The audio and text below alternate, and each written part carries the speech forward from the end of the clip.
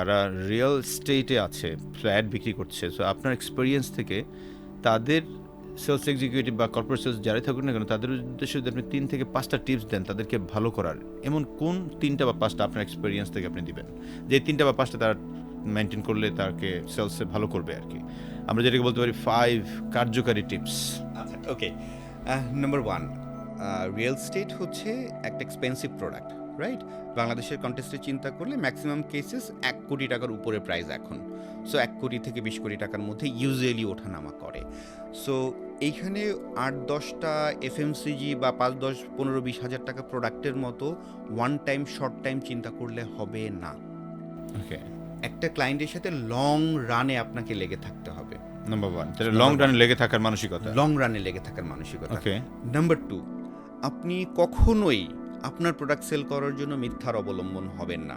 মানে honesty maintain করতে হবে। অনেস্টি মেনটেন করতে হবে, কারণ একটা মানুষের অনেক দিনের অর্জিত সম্পদ দিয়ে একটা অ্যাপার্টমেন্ট পারচেস করে। শুধুমাত্র আপনি আপনার কমিশন বা আপনার জবটাকে সিকিউর করার জন্য আপনি যদি কোনো প্রকার ডিসঅনেস্টি করেন, রিমেম্বার, প্রকৃতি এটাকে ছেড়ে দিবে না আপনাকে। কখনোই না। নাম্বার 2, নাম্বার 3 হবে এবার। Number 3, Right. আপনাকে ডেফিনেটলি অফিস আওয়ারের বাইরে গিয়ে কাজ করতে কমফোর্টেবল হতে হবে। বিকজ আমার ক্যারিয়ারে আমি যতটুকু দেখেছি, আমার সব বড় ডিলগুলো হয়েছে অফিস আওয়ারের বাইরে। দ্যাট ইজ ফ্রাইডে, স্যাটারডে, সন্ধ্যার পর, ফজরের পর।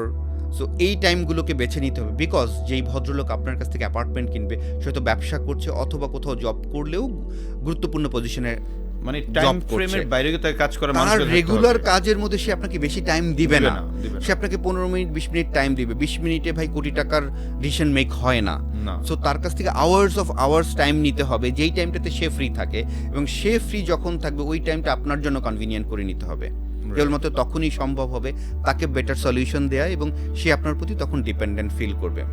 ওকে, নাম্বার 4, অবশ্যই আপনাকে প্রোডাক্ট নলেজে দক্ষ হতে হবে।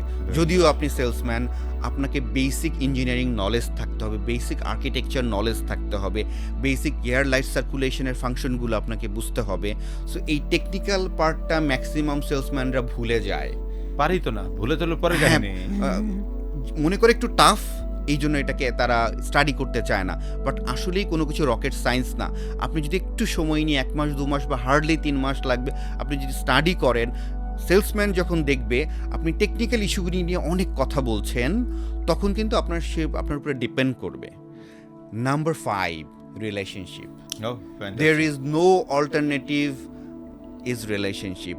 লাক্সারি প্রোডাক্ট, কোটি টাকার অ্যাপার্টমেন্ট আপনি বিক্রি করবেন শুধুমাত্র আপনার প্রোডাক্ট ভালো বলে, শুধুমাত্র আপনার ব্র্যান্ড ভালো বলে? নো, বিকজ কাস্টমার আপনার প্রোডাক্ট কিনে না, কাস্টমার আপনাকে পারচেস করে। সো আপনি যদি তার সাথে রিলেশনশিপ মেক করতে পারেন, সে আপনার উপরে ডিপেন্ড করবে, রিলাই করবে, দেন আপনার প্রোডাক্টের উপরে ডিপেন্ড করবে অ্যান্ড ইনভেস্ট করবে। সো আই বিলিভ এই 5টা জিনিস যদি রিয়েল স্টেট সেলসম্যানরা আয়ত্ত করতে পারে, একটু চেষ্টা করে, আই বিলিভ রিয়েল স্টেটে পারফর্ম করা অনেক ইজি। আর ভাই তাহলে 5টা যেটা বলেছেন আমি একটু সামারাইজ করতে চাই, Please, তাহলে অনেকের সুবিধা হবে। নাম্বার 1 হচ্ছে যে লং রানে আমার এই কাস্টমারকে সময় দিয়ে অনেক দূর যাইতে হবে, সেজন্য লং রানে যাওয়ার মানসিকতা, শর্ট টার্ম না খেলা, কনসিস্টেন্ট হওয়া। নাম্বার 2 হচ্ছে অনেস্টি। নাম্বার 3 আপনি বলেছেন যে টাইম ফ্রেম মেনটেন করে হবে না, মানে আপনার টাইম ফ্রেমের বাইরেও অফিস আওয়ারের কাজ করতে হবে, অফিসারের বাইরেও কিছু কাজ করতে হবে আর কি, মানে কাস্টমারের যে সময়টাতে সুবিধা হয়। এক্স্যাক্টলি। নাম্বার 4 আপনি যেটা বলেছেন তাকে প্রোডাক্ট নলেজে অনেক দক্ষ হতে হবে, রাইট? যত বেশি দক্ষ হবে তত বেশি সে ভালো করবে। নাম্বার 5 আপনি যেটা বলেছেন সেটা হচ্ছে যে রিলেশনশিপ, এটা কোনো আসলে বিকল্প নাই। Right. Thank you, it's a very good sign.